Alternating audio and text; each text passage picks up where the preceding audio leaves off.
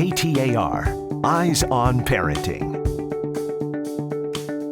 Kids these days, am I doing enough? Am I doing too much? This is KTAR's Eyes on Parenting. I'm Corbin Carson. Today I'm joined by Dr. KTAR. Welcome back. Thank you. And we're talking about, Governor Doug Ducey mentioned in his State of the State that there is a new disease that is now being tested for regularly. Tell me about that disease and why that's important. Absolutely. So Governor Doug Ducey announced the addition of severe combined immunodeficiency syndrome to our newborn screening panel.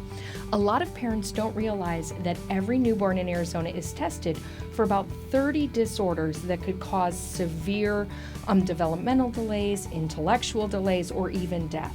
And we test them at like 2 days after birth and 10 days after birth. SCID, we're one of the states that doesn't offer testing for this very serious disease, and this disease can actually cause you not to be able to fight off infections. And if you think about how often kids get ear infections and all types of infections, this can be dangerous. But newborn screening gives us very early indications that a child may have a disease so that we can put an intervention into place.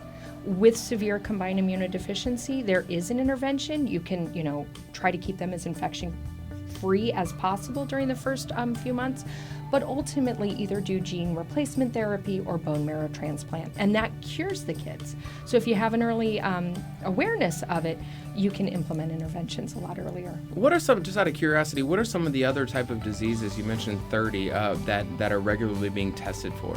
So it's a lot of metabolic disorders, so things like maple syrup urine disorder or lysosomal storage disorders, so things that cause the body not to be able to process things. And so a lot of times it's a very simple fix where your body may not be able to break down milk. And so we give you a special formula, and the baby does well as long as they're on that formula. With SCID, it's one of those things that you don't want babies to get infection, because the more infections that they have to fight off, the weaker and weaker that they get. And so you want to make sure that you give them the best start at life.